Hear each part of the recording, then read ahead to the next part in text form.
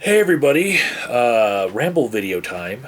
I had a pretty good run of uploading a video every freaking day, and I know I blew it yesterday, and I'm sorry. Life has happened, and not much of that life is something that I can commit to YouTube videos. But there is greatness to come. For instance, I think tomorrow Misty and I are going to investigate some railroad tracks in Bennett, Colorado that abruptly end because they were swept away by a flood. And there's an urban legend about a train that was going down the tracks and didn't know that the flood had happened. And the locomotive got buried because of the force of the train just like pushing it into the dirt. And there's a big urban legend about it that Misty knows a lot about. So we're going to go look at that tomorrow. And later in the week, I have tentatively pinned on my calendar. There's a meeting of fire twirlers that I want to film because I think it'll be cool just to see fire twirlers at night. So, yeah, and throughout the week, I'll be tearing apart everything behind me, rearranging stuff. I've already started over there, redoing the lighting in here to make my videos better, but also just making my office an easier place to work in. So I took a little time off from work, and that's what I'm doing. I'm just redoing my office so that when I do sit down to make these videos and sit down to do my art and whatever it is that I'm doing in here, it's easier on me. Anyways, the point of this ramble is a thought that was spurred by a Facebook event post. And it was hosted by John Stephen Dwyer. And the post's name is I meant to go to that event. And there right now are 623 people going to this fake event, and 257 interested. And I shared it on my Facebook because I feel like it really touched a nerve with me. The details of this are pretending on Facebook that you'll attend a show, a rally, or whatever event is way easier than actually attending. So pretend you're going to this one.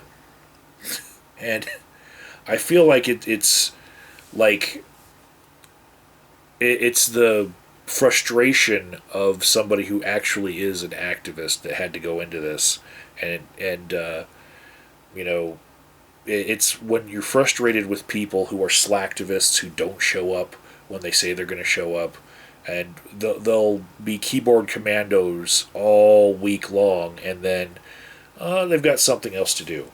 And recently we had the first snow in Colorado this year, and it exacerbated one of the videos that I posted this week about how Mayor Hancock had sent his police squads to do homeless sweeps right outside of homeless shelters, and basically take away people's property like tents and blankets and whatnot, and put it in an impound where he's being sued with a class action lawsuit because it just makes it difficult for homeless people who they can't get around town, and they're basically taking their property without due process because they're just harassing homeless people who can't defend themselves.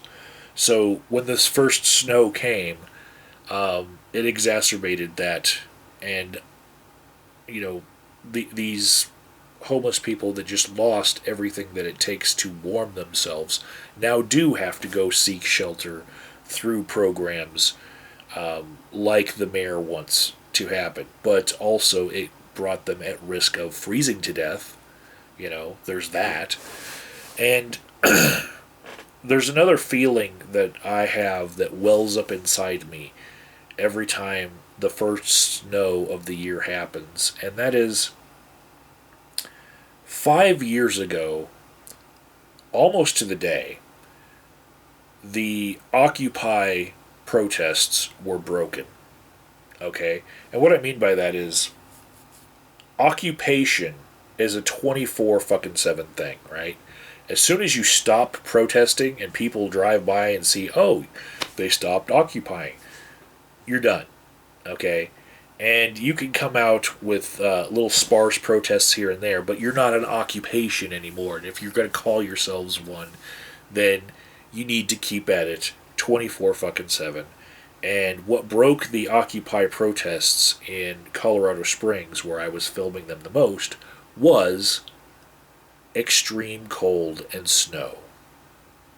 Because nobody wanted to come out during those adverse conditions. And now I'm looking at this Thanksgiving week, right after the first snow, and I'm checking my Facebook, flipping down, like, what kind of events are happening this week? I mean, I know that there were anti-Trump protests, like, this whole past week, but now after this first snow, what kind of marches are they having? None. None. And I know many of the college-age people might be going home for Thanksgiving, and they might have other plans, they have, social calendars that they have to tend to, but if you can't keep the anti-Trump protests going, then your protest chain of successive days of getting bigger and bigger and louder is broken. Done. People are now looking at it as just a fleeting thing that's already over. And it was catching steam, just like the Occupy protests were, and unfortunately, both of these grassroots ground swellings of feelings happened right before winter time, and winter has come, and I even wonder if our founding fathers put the elections right before winter time, so that any people who were not happy with the outcome would have to deal with the cold. Man, I really want to go march down Main Street and bang this drum, but damn, it's cold outside.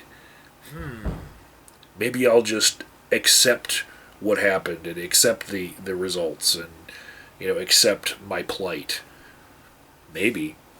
There's all sorts of things that have been worked into the United States Constitution and just the way that our government runs that basically are there to make sure that government doesn't work. I mean, the checks and balances system is basically to slow down any sort of change and any sort of revolts. It's gridlock is like written into our society. We expect that everything works very slowly, and change doesn't come at a pace that keeps up with technology or the will of the people. It's just it's how we are, and I think maybe one of the reasons why America still exists more than 200 years later after it was founded is because our elections happen right before it fucking snows and nobody wants to go outside and scream about the outcome because it's fucking cold. See you next time.